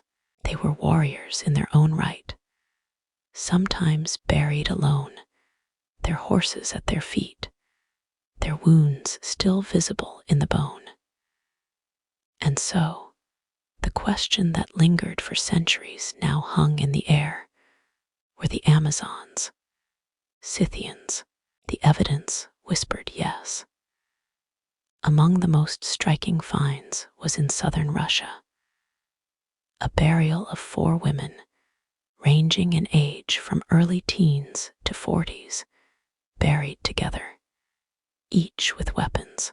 One had her legs disfigured, possibly from a life on horseback. Another was laid with her arrows and bow, her belt ornamented with golden plaques. But the most compelling discovery came in the Altai Mountains, in the frozen tombs of the Pazyryk culture. There, the body of a young woman was found, around 25 years of age, wearing a tall felt headdress and elaborate tattoos. In her tomb were weapons, a mirror, a carved deer figurine. To some, she was a priestess. To others, a noble. But the most compelling evidence came from her body. Her spine curved, as if molded by a life on horseback. Her arm bones bore the signs of repeated bow use. She was no stranger to war, and she was not alone. Over time, more than 300 Scythian female graves have been identified with military gear. In some regions, up to 37% of warrior graves belonged to women. That number is astonishing, and it rewrites how we imagine gender in ancient warfare. This was not a patriarchal empire with rare exceptions. This was a society in which strength, skill, and survival mattered more than sex. To be Scythian was to ride, to hunt, to defend your kin. If you could ride and shoot, you had a role. And these women were not masculine parodies. They wore jewelry, carried mirrors, painted their nails.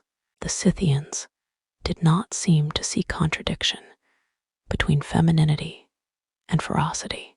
This balance, this fluid strength, was part of what made their society so unique. But what did these warrior women believe in? In the burial mounds, we find echoes. One woman was buried beside a fox fur and a carved bird, symbols, perhaps, of cunning and freedom. Others were interred with cannabis burners, possibly indicating spiritual roles. Still others had gold earrings, coral beads, and etched bone combs. Their lives were complex, layered, not merely warriors, but mothers, priestesses, nobles, daughters. In Greek legend, the Amazons were said to have lived in isolation, without men, keeping their own society. But the Scythians paint a different picture. These were family clans, with women and men sharing duties, fighting side by side, bound not by roles, but by the needs of the nomadic life. Herodotus tells of a union between Amazons and Scythian men, not as a conquest, but as a merging of equals. The story goes that when the Amazons were captured after battle, they refused to be treated as wives. They could not speak the Scythian tongue, yet they rode away from their captors, only to be followed. In time, the Scythian men proved themselves, not through force, but through shared action, riding, hunting, sleeping beside them under the open sky. The women agreed to marry on one condition: they would never return to Scythia, never adopt sedentary ways. They would form their own tribe, fierce, mobile, free. And so, legend says, a new people was born. Whether this story is literal or poetic hardly matters. What matters is that the ancient world recognized the power of these women. And now, so do we. Their presence in the archaeological record is no longer myth. Their swords lie rusting in the soil. Their bones still bear the scars of battle, and their stories, once whispered around Greek fires, now rise like smoke from the tombs of the steppe. They were mothers of war, daughters of the wind, and as we move forward, we ask, how did this society function? How did the Scythians live day to day, not just as warriors, but as herders, artisans, parents? In our next section, we set aside the bow and step into the daily rhythms of Scythian life, the fireside, the herd, the children, and the bonds that held their world together. Come, let us dismount and listen. To imagine the Scythians only as warriors is to know but one side of a many-faceted people. Yes, they were archers, raiders, nomads of iron and fire, but most of their days were not spent at war. They were herders, craftsmen, parents, lovers, spiritual seekers, and they lived by the rhythm of the earth. Picture this: a wide, open plain stretching to the horizon, a sea of grass under a dome of sky. In the distance, the silhouettes of yurts, round, felt-covered tents, dot the landscape like mushrooms after rain. Smoke curls from a chimney hole. Children run barefoot, chasing dogs that bark with joy. Horses snort and stamp nearby, tied loosely to wooden stakes. The herds, sheep, goats, cattle graze in slow circles, watched by the elder boys with quiet eyes. This is a Scythian encampment, a small tribe at rest. The yurt, or jur, was the beating heart of daily life. Portable, warm, breathable, it could be dismantled, packed onto oxen, and moved in hours. Inside, the space was carefully arranged. The hearth sat in the center, always burning, the sacred center of the world. Around it, rugs and skins were laid for sleeping. Tools hung from the walls, knives, sewing needles, saddles, religious charms. The inside smelled of smoke, wool, herbs, and life. Meals were simple, but nourishing. Milk was central, mare's milk, especially, which could be fermented into kumis, a mildly alcoholic drink that warmed the bones. Meat was boiled or roasted, often mutton, goat, or wild game. Bread, when it could be made, was flat and coarse, baked on hot stones. Herbs and onions flavored the broth, and when times were good, honey was a rare, sweet treat. Children were raised tough, riding horses as soon as they could walk, learning to string bows before their voices cracked. But there was gentleness, too. Songs were sung by firelight. Mothers wove felt and wool, dyeing it with roots and berries to make cloaks and saddle blankets. Fathers taught their sons how to read the sky, how to follow the wind, how to smell rain coming days away. Life was not easy, but it was rich, in the way of people who move with the land and not against it. Each member of the tribe had a role. Women and men both rode, herded, hunted. Elders passed down the lore, stories of the sky gods, tales of the ancestors, and the sacred knowledge of where to move the herds with the shifting seasons. The Scythian year was not marked by calendars, but by the turning of grass and light. Spring was migration time, the snows melting, the rivers flowing, the grass pushing up tender and green. Summer was prosperity. The animals grew fat, the days long and full. Autumn brought the first chill, the drying of herbs, the storing of fat and cheese. And winter was harsh. In the deep freeze of the steppe, the Scythians turned inward. Yurts were reinforced. Fires burned day and night. Children huddled beside grandmothers who told stories of the gods, of golden eagles, of men who turned to deer and vanished into the forest. Winter was the time for memory and for spirit. For the Scythians believed the world was alive. Trees held souls. Rivers could speak. The wind carried the whispers of ancestors. And at the center of it all was Tabidi, the hearth goddess, warm, unseen, ever present. Every fire lit in a yurt was a prayer to her. To let the flames go out was not just careless, it was a spiritual failing. Shamans, usually women, sometimes men, guided the tribe's inner world. They burned herbs, inhaled smoke, beat drums, and entered trances.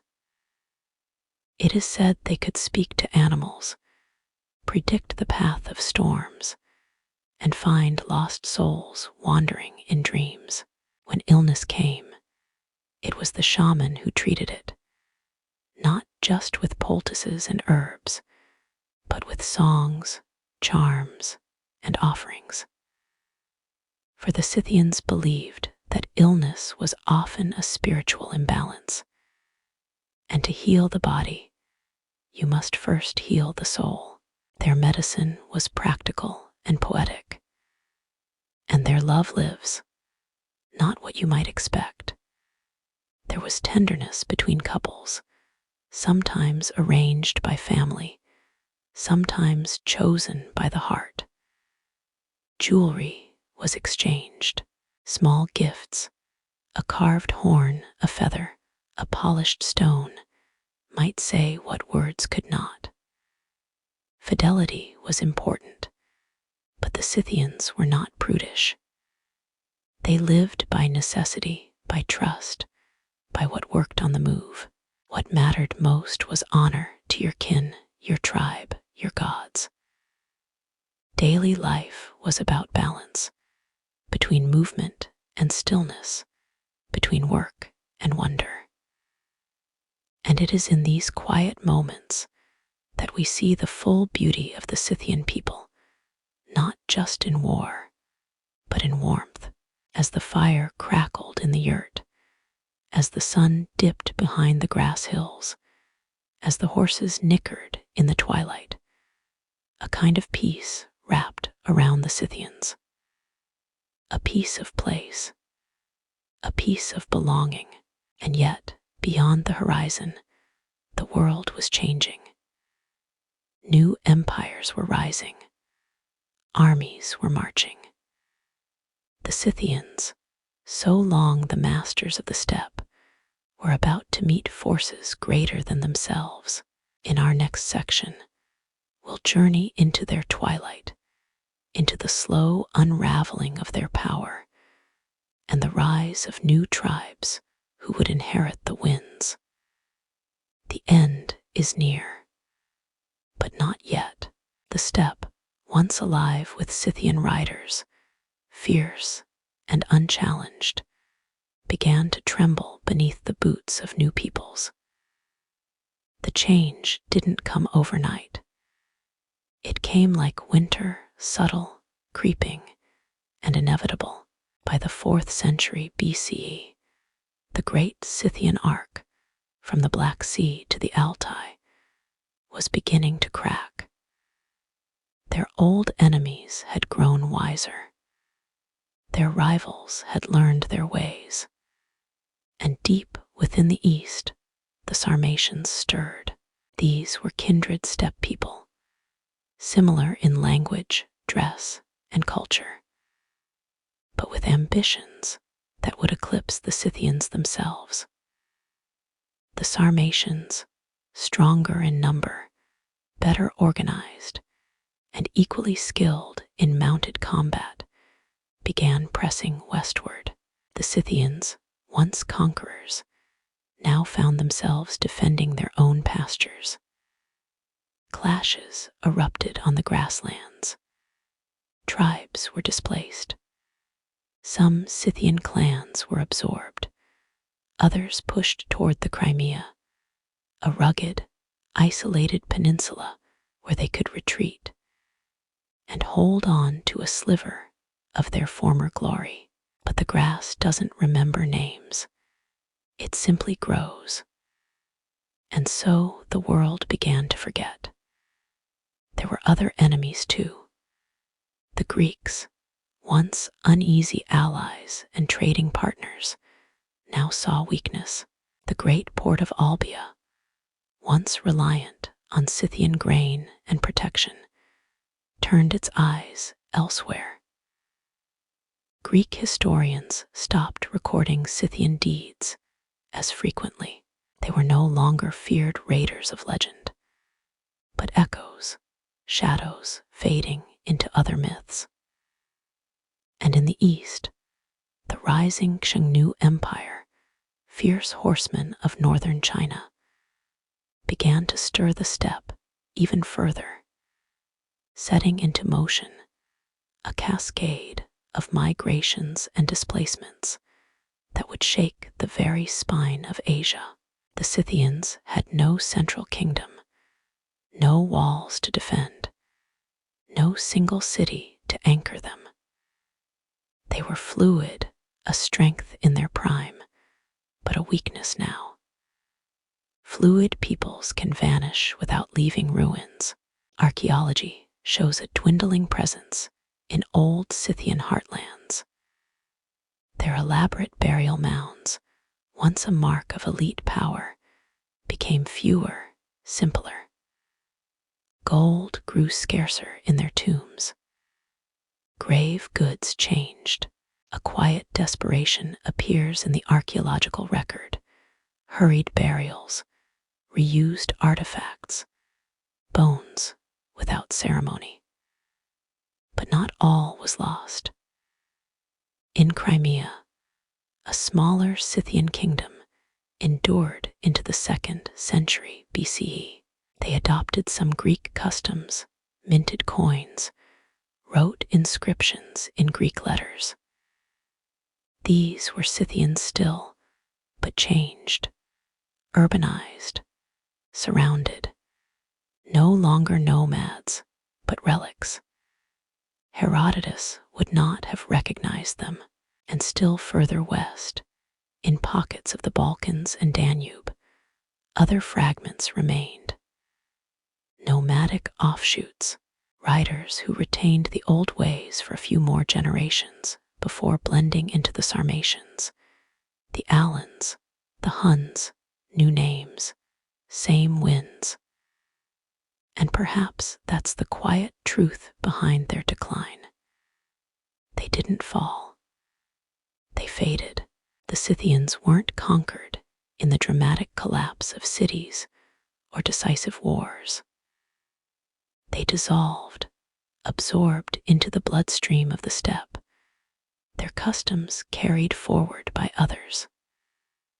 Their language morphed, their gods were renamed, their bloodlines scattered, and yet their influence endured. The Sarmatians, who replaced them, would go on to influence Roman cavalry tactics. The Alans, their cultural heirs, would eventually ride west and settle in Gaul. The Huns, who terrified Rome, rode in Scythian saddles. Even the Mongols, centuries later, would echo their tactics, the mobility, the archery, the tribal codes. And then, in the 20th century, something stirred again as archaeologists began unearthing kurgans across Ukraine, Kazakhstan, and southern Russia. The Scythians emerged from the soil like ghosts remembered. Gold gleamed again in the sun. Skulls were measured, horses catalogued, stories rewoven from bone and dust. They were no longer myth, no longer forgotten. The Scythians had returned, not in war, but in memory. They had ridden through the heart of history, ungoverned, wild, elegant in their own way. And now, finally, we listen again. In that final twilight of their power, when the steppe began to quiet, what must they have thought? Did the elders know that their way of life was slipping? Did the shamans dream of futures where their people were only whispered? Did they ride to their end, knowing they would become a story? And now you, listening here, far from those grasslands, are part of that story. You've ridden with them, feasted with them, fought beside them. But we are not quite finished. There is one last ride to make, not into war, nor into decline, but into legacy. In our final section, we look beyond the bones and golden plaques and ask, what do the Scythians still teach us? What did they leave behind in the human soul? The hoofbeats are faint, but still they echo. Let us follow. Stand in the heart of the Eurasian steppe on a still morning and close your eyes. The wind brushes your cheek. There is the scent of dry earth, crushed grass, horse sweat. a hawk calls high above. And if you listen not with ears, but with imagination, you might hear hoofbeats. The Scythians are gone, but their story is not finished. So what did they leave us? First, there is the legacy of motion. The Scythians were among the first cultures in history to fully master life on horseback. They did not simply ride, they lived in the saddle. Warfare, hunting, herding, courtship, migration, all from horseback. Their agility, their speed, their fluid tactics changed warfare forever. They taught the world a lesson that mobility is power. From the Scythians would come centuries of mounted empires, the Sarmatians, the Huns, the Avars, the Mongols. Each of them would inherit the Scythian spirit, restless, wild, free. Even today, modern cavalry traditions owe something to those early masters of the wind. Then, there is the legacy of art, golden, flowing, fierce. Scythian art tells us not only how they saw the world, but how they felt about it. They carved animals in motion, deer leaping, tigers snarling, birds in mid-flight. Their animal style wasn't decorative, it was symbolic. Every creature had a spiritual weight. The stag, for instance, represented transformation and the soul's journey to the afterlife. To wear a gold stag was not a boast, it was a prayer. And yet these were warriors. Their jewelry was not fragile. Their weapons were beautiful. They made bows that could pierce armor, yet they inlaid their quivers with intricate patterns. There was no division between function and beauty, only the balance of both. From their grave goods and burial rites, we also inherit a deeper understanding of how ancient people viewed death. The Scythians believed in continuity, that death was not an end, but a passage. Warriors were buried with their horses, their weapons, their food, their clothing, even attendants. They were sent off as if merely traveling onward to another step. This belief that the soul journeys on echoes in countless cultures today. But perhaps the most powerful legacy of the Scythians is less visible. It is the legacy of freedom. They had no emperor, no capital, no written laws, only oral traditions, clan alliances, and tribal codes. They were not anarchic, but decentralized. They lived by consensus, bound more by kinship and honor than by decree. In this way, they remind us of something essential, that it is possible to live in rhythm with nature, not above it. That strength can exist without conquest. That identity can survive without borders. We also inherit mystery from them, because the Scythians left no written language, no books, no direct voice. They invite us to imagine, to participate in the telling of their story. Their silence is not emptiness. It is an open space for wonder. Their world survives in bone, in fabric, in gold leaf. And now, in you, the listener, who has journeyed across the centuries with me, through cold grasslands and firelit tents, across battlefields and beside sacred streams. You have become part of the story now. You carry the Scythians forward, not in blood, perhaps, but in memory. And that is a kind of immortality. Just as the wind stirs tall grass in places they once rode, so too do we stir thoughts in our time. We wonder how a people could be so powerful and yet so silent, so feared and yet so forgotten. And we realize they were not forgotten, not really, because you are remembering them. As long as there are stories told beside beds, beneath blankets, whispered into the dark, the Scythians ride still. Let us leave them there, not in decline, not in death, but in motion, forever riding westward into the setting sun, their bows slung high, their hair braided with gold, their eyes on the edge of the world, free, proud, undone by time, but never by spirit. You breathe in slowly. The wind sighs against the yurt. The fire burns low. The story is finished. Thank you for joining me tonight, dear listener. If this tale moved you, if the hooves of the past echoed gently in your heart, I invite you to subscribe, leave a comment, and tell me from where you are watching this story and what time it is where you are. Let's keep sharing these ancient whispers together. My name is Sherry. Sleep well, and may the past ride with you into dreams.